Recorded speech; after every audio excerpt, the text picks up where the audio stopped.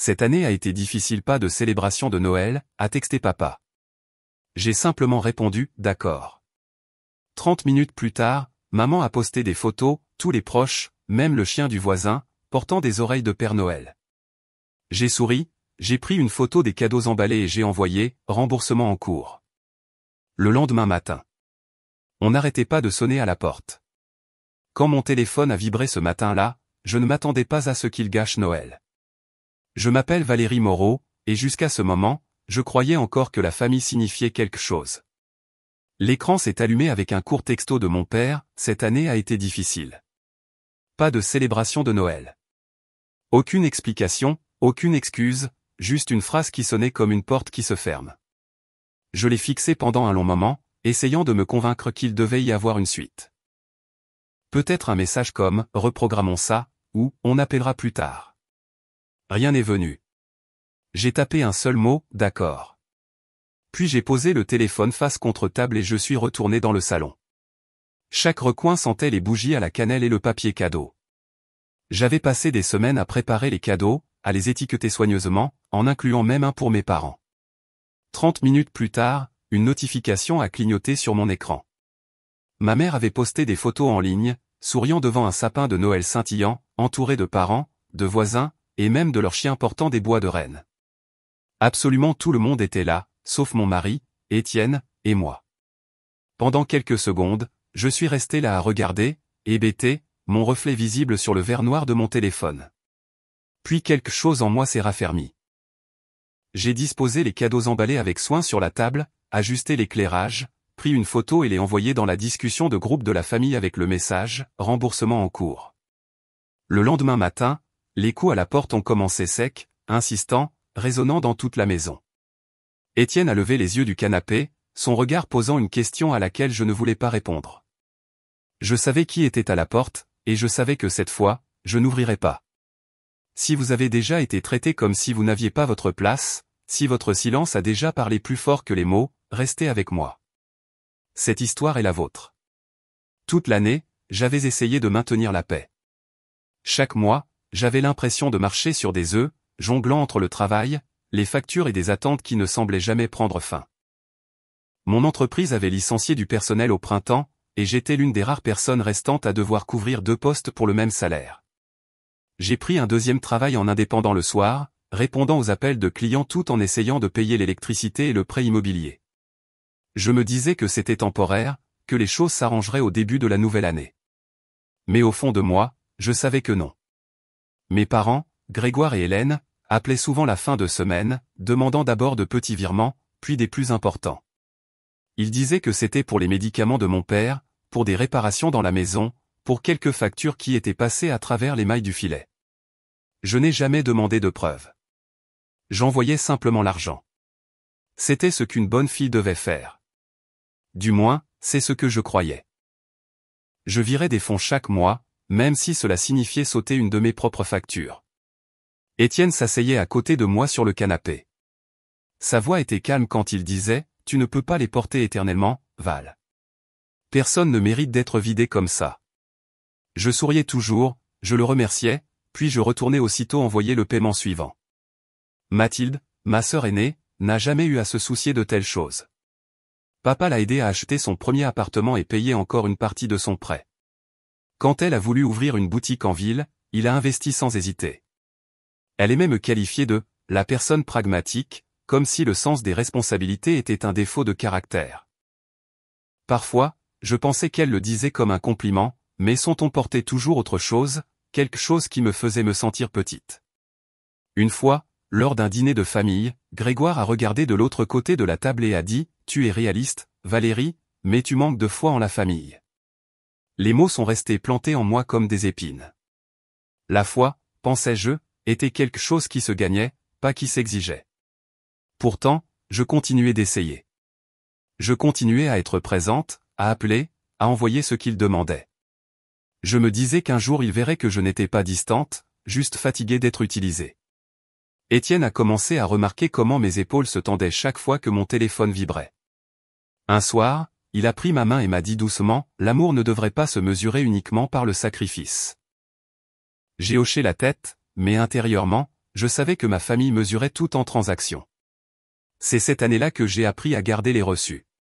Quand j'ai vu les photos de Noël que ma mère a postées, quelque chose en moi s'est finalement apaisé. Les rires, les pulls assortis, la lueur de la cheminée, tout semblait si facile, comme si mon absence avait rendu la pièce plus légère. Pour la première fois, j'ai vu ma générosité non pas comme de l'amour, mais comme une monnaie dépensée en vain. C'est à ce moment-là que j'ai compris, dans certaines familles, même la gentillesse a une date d'expiration. Le soir, la maison était silencieuse, trop silencieuse pour Noël. Les lumières du sapin clignotaient doucement, projetant de faibles reflets sur la fenêtre. Étienne était dans la cuisine en train de préparer du thé pendant que j'étais assise sur le canapé, faisant défiler mon téléphone. La photo des cadeaux emballés avec la légende « Remboursement en cours » avait commencé à attirer l'attention. Mes amis ont réagi avec confusion et sympathie, mais c'était la discussion de groupe de la famille qui continuait de clignoter en haut de mon écran. Un nouveau message de Mathilde est apparu, « Tu aimes vraiment attirer l'attention, n'est-ce pas ?» Je l'ai lu 2 fois, sentant ma mâchoire se crisper. Ces mots n'étaient pas nouveaux. Ils portaient la même suffisance qu'elle utilisait chaque fois qu'elle voulait me faire passer pour une idiote. Je n'ai pas répondu. Mon silence était une réponse suffisante. Puis une autre notification est apparue. « Maman, essayons d'arranger les choses, s'il vous plaît, ne nous disputons pas à Noël. » Quelques secondes plus tard, papa s'en est mêlé. « Tu devrais t'excuser. Nous ne t'avons pas élevé pour que tu sois mesquine. » Mes doigts se sont figés sur l'écran. C'était une chose d'être mise à l'écart, mais c'en était une autre de se faire sermonner par les personnes qui en étaient la cause. Étienne a regardé depuis la cuisine. « Tu ne vas pas répondre à ça, n'est-ce pas ?» J'ai secoué la tête. Ma poitrine me faisait mal, non pas de colère, mais de l'écho creux de la déception qui était devenue trop familière. Le lendemain matin, un coup lourd nous a tous les deux surpris. Il est revenu, plus fort, chaque son tranchant dans le silence. Je me suis à moitié levé du canapé, mais Étienne s'est avancé le premier. « Laisse-moi faire », a-t-il dit doucement. Quand il a ouvert la porte, papa était là, sur le perron, son souffle formant de la buée dans le froid. Ses yeux ne contenaient aucune chaleur. « Nous n'avons pas besoin de ton attitude ce soir », a-t-il dit fermement. « Tu as embarrassé ta mère. Elle n'arrête pas de pleurer. » Les mots m'ont frappé comme une gifle. Étienne n'a pas sourcillé. « Nous n'allons pas régler ça ici », a-t-il dit d'un ton égal. L'expression de papa s'est assombrie.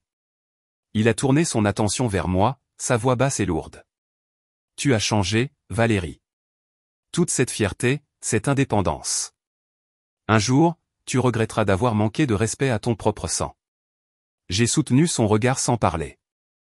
Je ne ressentais pas de culpabilité, seulement un calme étrange qui survient lorsque quelque chose à l'intérieur se brise enfin nettement. Sans un mot de plus, il s'est retourné et s'est éloigné. Les phares de sa voiture ont fendu la rue sombre avant de disparaître dans la neige. Étienne a fermé la porte, la verrouillant doucement. Nous sommes restés immobiles un moment, entourés par le doux bourdonnement du silence. Les lumières du sapin clignotaient faiblement, seul rappel de ce que la nuit aurait dû être. « Ça va ?» a-t-il demandé. J'ai hoché la tête, bien que ma gorge soit nouée. J'ai repris mon téléphone. Les messages continuaient d'affluer, Mathilde me traitant de dramatique, maman me suppliant d'être la plus intelligente. J'ai posé le téléphone. Le respect n'est pas une question de sang, ai-je dit doucement. C'est une question de comportement. Étienne a pris ma main, son contact ferme. Dehors, la neige continuait de tomber, régulière et silencieuse, recouvrant tout de blanc. Pour la première fois depuis des années, j'ai ressenti quelque chose de proche de la paix. Pas le genre de paix qui vient du pardon, mais le genre qui vient quand on arrête enfin d'essayer de mériter ce qui aurait dû être donné gratuitement. 2 jours plus tard, ma boîte de réception est devenue un champ de bataille. J'étais à la moitié de mon café du matin lorsque le logo de l'entreprise a clignoté sur l'écran, suivi d'un objet qui m'a retourné l'estomac, réunion immédiate, examen de conformité. Mes mains sont devenues froides en cliquant pour l'ouvrir. Le message était bref, presque mécanique, me demandant de me présenter aux ressources humaines à 9 heures. Quand je suis entré dans le bureau, tout le monde semblait savoir quelque chose que j'ignorais. Les conversations se sont arrêtées, les regards se sont détournés. La directrice des ressources humaines, une femme nommée Hélène, attendait dans la salle de conférence avec un dossier déjà ouvert devant elle. « Valérie, nous avons reçu un courriel anonyme vous accusant d'avoir manipulé des données financières dans le rapport du dernier trimestre, a-t-elle dit. Son ton était calme mais tranchant. Mon cœur battait si fort qu'il couvrait le reste de ses mots. Ce n'est pas possible, ai-je réussi à dire. Chaque entrée est vérifiée. Vous pouvez consulter la piste d'audit. Hélène a échangé un regard avec le superviseur des finances. Nous ne vous accusons pas, mais le protocole exige une suspension temporaire jusqu'à ce qu'un examen interne soit terminé. Le mot « suspension » résonnait dans ma tête comme une sirène. C'était la semaine entre Noël et le Nouvel An, une période où le bureau semblait généralement à moitié vide et calme. Pourtant, maintenant, j'avais l'impression que le sol s'était dérobé sous mes pieds. J'ai rendu mon badge, rassemblé mes affaires et suis sorti sous les lumières fluorescentes qui semblaient soudainement trop vives. Le parking était froid, l'air lourd d'une odeur de pluie. Étienne est venu me chercher au coin de la rue près du café. Je ne lui avais même pas envoyé de texto pour qu'il vienne, mais d'une manière ou d'une autre, il savait. Que s'est-il passé, a-t-il demandé doucement. Un courriel anonyme, ai-je dit, la voix plate. Il pense que j'ai falsifié des données financières. Sa mâchoire s'est crispée. C'est insensé. Tu documentes tout. J'ai hoché la tête, regardant par la fenêtre. Mon esprit rejouait les derniers jours, essayant de faire le lien. Une seule personne en dehors du bureau avait déjà vu mes rapports internes, papa. Il m'avait demandé il y a des mois de jeter un œil à certains chiffres pour son projet de conseil de quartier, et j'avais utilisé le même ordinateur portable. Cette pensée pesait comme une pierre dans ma poitrine. Quand nous sommes rentrés à la maison, Étienne a immédiatement ouvert son ordinateur portable et a commencé à tracer le message. Il était meilleur que moi avec les systèmes informatiques. Après une heure de silence, rompu seulement par le doux cliquetis des touches, il a tourné l'écran vers moi. Le courriel vient de Lyon, a-t-il dit. C'est une adresse IP locale, non acheminée par un serveur mandataire. J'ai regardé l'écran, hébété. Lyon, c'était chez moi. Cela signifiait que celui qui l'avait envoyé n'était pas seulement proche émotionnellement, mais aussi physiquement. Est-ce que ça pourrait être un collègue, a-t-il demandé. J'ai secoué la tête. Personne dans mon équipe ne ferait ça. Il s'est penché en arrière, les yeux plissés. Alors c'est quelqu'un qui veut te faire du mal en dehors du travail. Mon téléphone a vibré. Un message de Mathilde est apparu, reste discrète. Papa est déjà sous pression. Mon estomac s'est noué. Je l'ai lu 2 fois avant de le montrer à Étienne.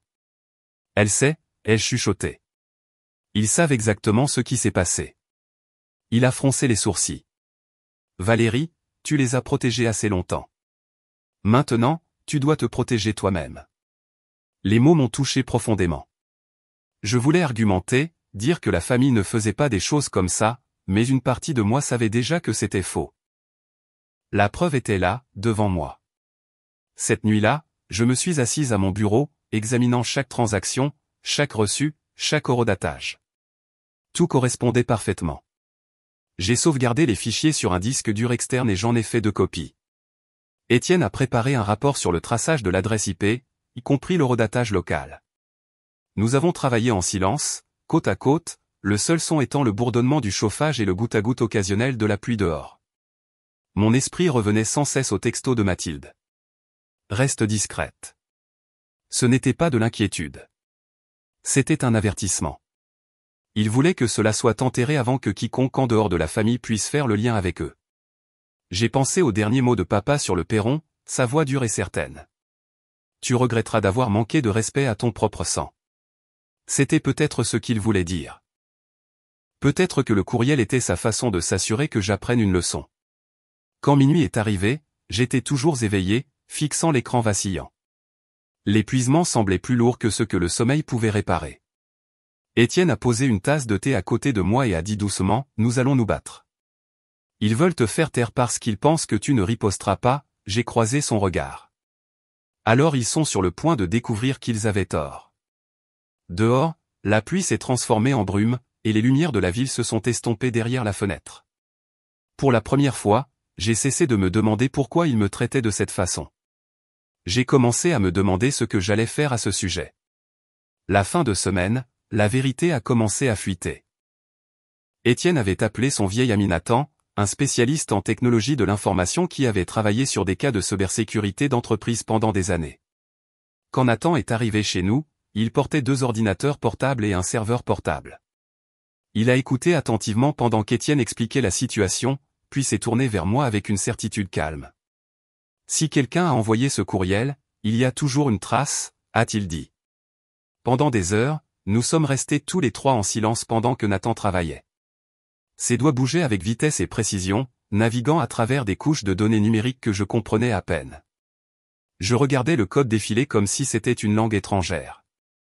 Après presque 5 heures, il a finalement cessé de taper et a dit « Trouvé ». Mon souffle s'est coupé. Trouver quoi, exactement? Le courriel provient d'un appareil enregistré sur le réseau d'entreprise de la société de votre père. L'adresse IP correspond au poste de travail qui lui est assigné.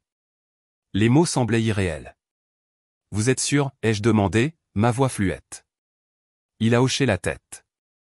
J'ai recoupé le journal de routage interne et l'horodatage du serveur. Le compte qui a accédé à la passerelle de messagerie de l'entreprise correspond à ces identifiants. Étienne s'est penché en avant. Pouvez-vous le prouver? Légalement? Nathan a esquissé un petit sourire confiant. Déjà fait. J'ai imprimé le fichier journal, extrait la signature numérique et inclus les métadonnées dans ce rapport. C'est recevable dans le cadre des procédures standards d'examen de conformité. Il a fait glisser un épais dossier sur la table. Je l'ai fixé, ces pages qui contenaient maintenant la preuve de la trahison. Pendant un long moment, je n'ai pas pu bouger. Étienne a pris ma main, me ramenant à la réalité. « Tu n'as plus à garder ce secret » a-t-il dit doucement. Cette nuit-là, j'ai rédigé un rapport formel adressé au service de conformité de l'entreprise de mon père. Chaque mot était factuel, mesuré et étayé par des documents. J'ai joint le rapport technique, les captures d'écran et les déclarations de vérification. Avant de l'envoyer, je l'ai relu une dernière fois. Le curseur clignotait comme un battement de cœur. Puis j'ai cliqué sur envoyer. Le message a disparu, et avec lui, la dernière hésitation que j'avais à exposer la vérité. Le lendemain matin, l'entreprise a accusé réception du rapport et a confirmé le début d'une enquête interne. Dans l'après-midi, la nouvelle s'est répandue sur le réseau de l'entreprise. Grégoire avait été mis en congé administratif dans l'attente d'une enquête. Hélène, la directrice des ressources humaines qui s'était occupée de ma suspension, a été convoquée pour être interrogée en tant que témoin. Je n'ai pas célébré. J'ai seulement ressenti une étrange quiétude, celle qui suit le passage d'une tempête mais avant que l'on ne réalise l'étendue des dégâts. Étienne vérifiait les alertes d'actualité toutes les heures. Ils prennent ça au sérieux, a-t-il dit. Ils ont déjà gelé les comptes liés au courriel sortant. J'ai hoché la tête, incapable de trouver du réconfort dans le fait d'avoir raison. Ce soir-là, mon téléphone a sonné. Le nom de Mathilde s'est affiché à l'écran. Un instant, j'ai envisagé de l'ignorer, mais la curiosité l'a emporté. Sa voix tremblait au moment où j'ai répondu. Ils examinent tout. Papa pourrait tout perdre. Valérie, tu dois arrêter ça. J'ai serré le téléphone plus fort. Arrêter quoi? De dire la vérité? Il ne voulait pas que ça arrive, a-t-elle plaidé. Tu sais qu'il est sous pression. Si cela devient public, ça ruinera sa réputation. Mon ton est resté calme. Les actions ont des conséquences, Mathilde. Il aurait dû y penser avant d'utiliser mon nom dans ces histoires.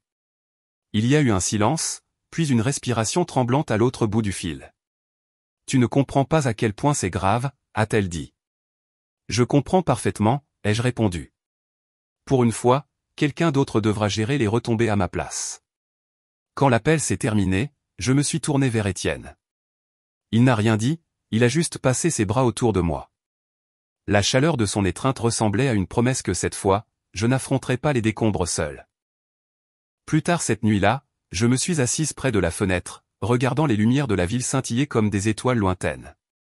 L'empire de mon père, construit sur le contrôle et la réputation, se fissurait enfin sous le poids de ses propres choix.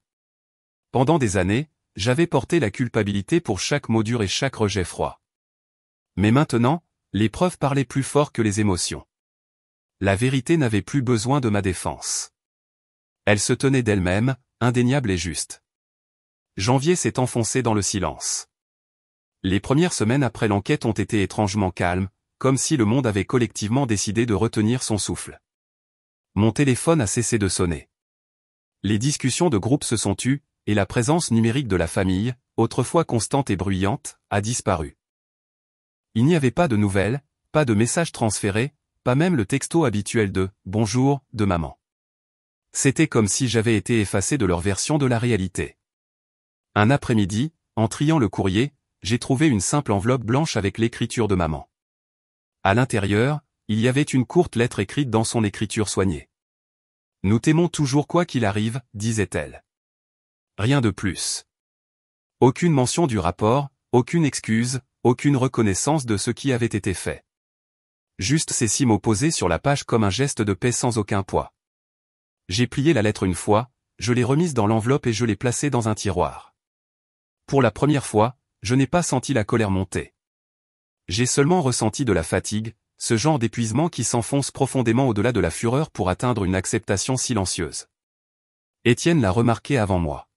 « Tu es différente ces derniers temps », a-t-il dit un matin pendant que nous rangions le petit déjeuner. Plus calme.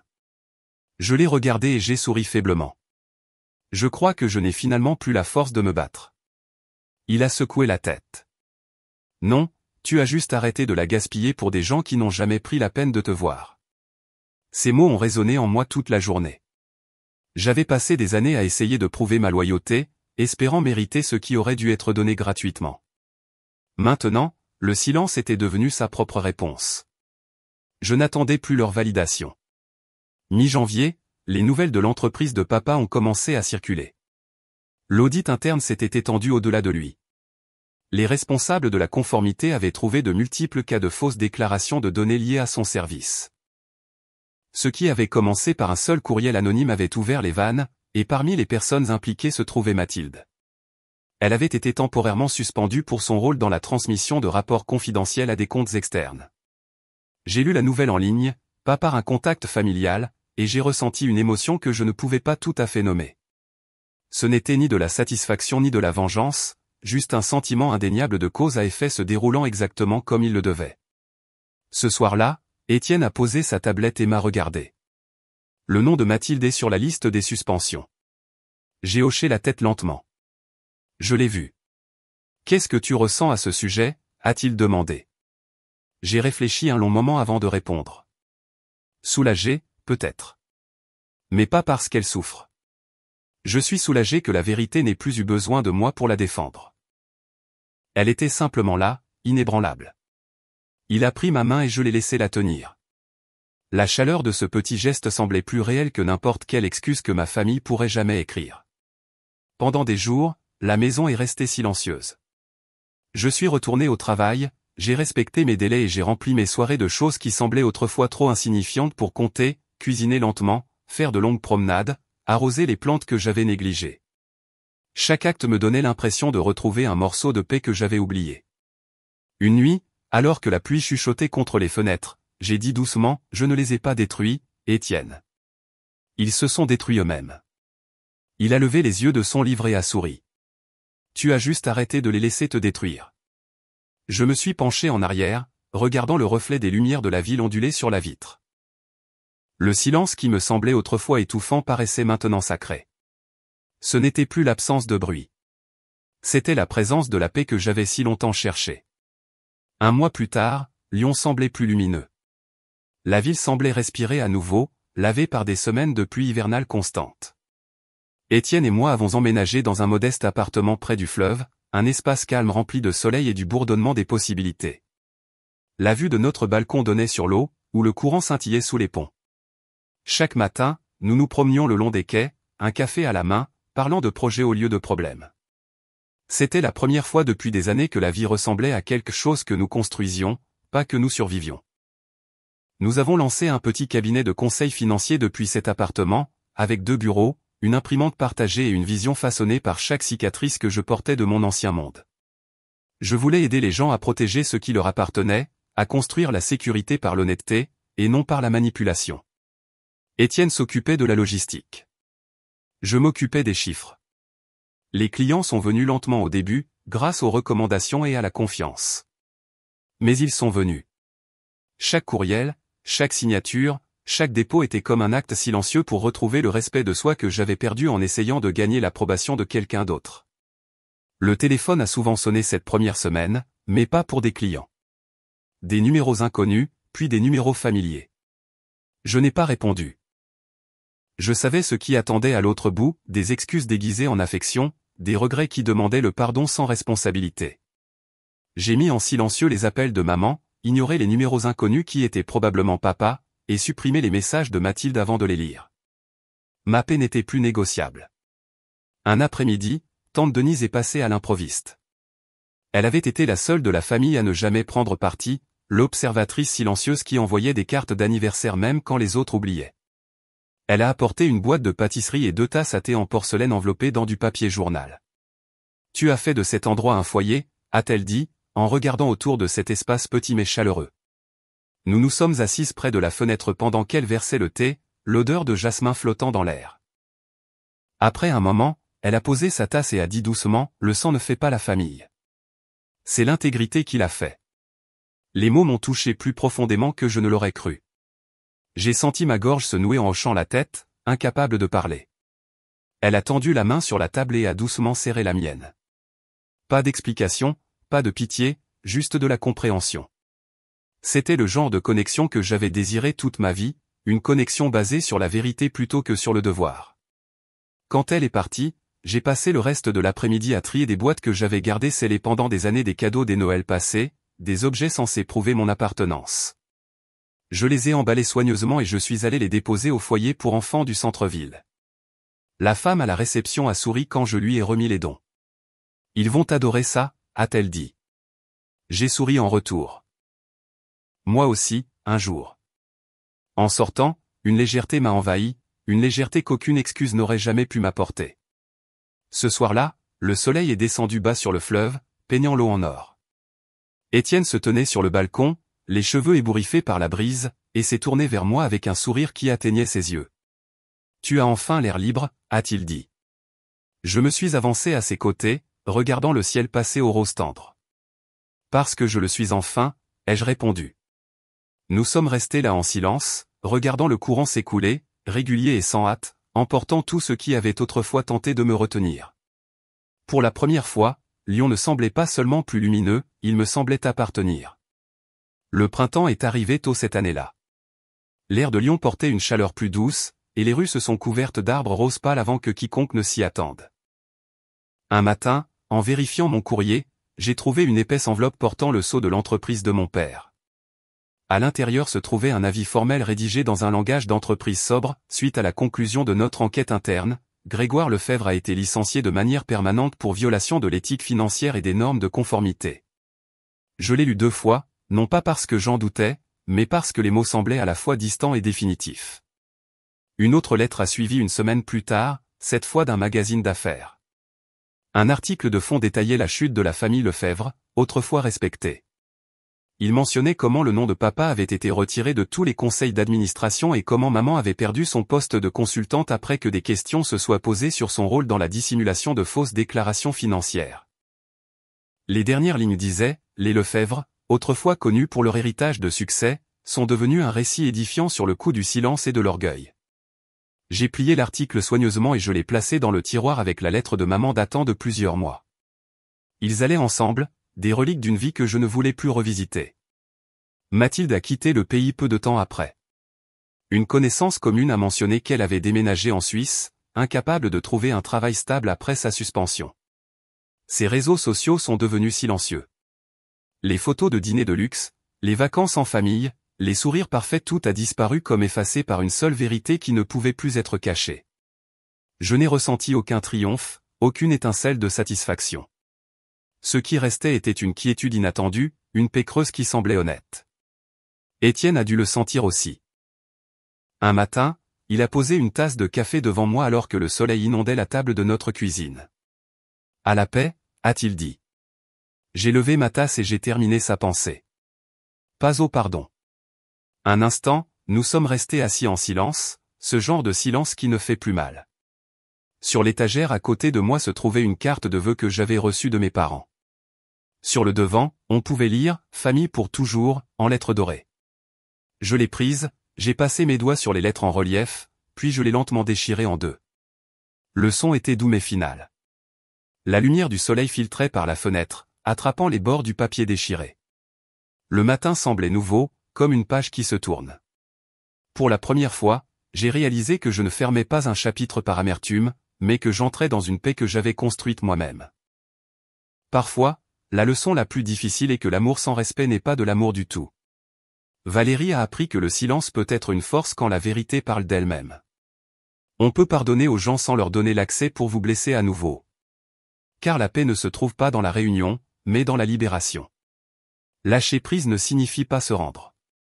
Cela signifie choisir d'arrêter de saigner pour des gens qui n'ont jamais appris à traiter votre cœur avec soin.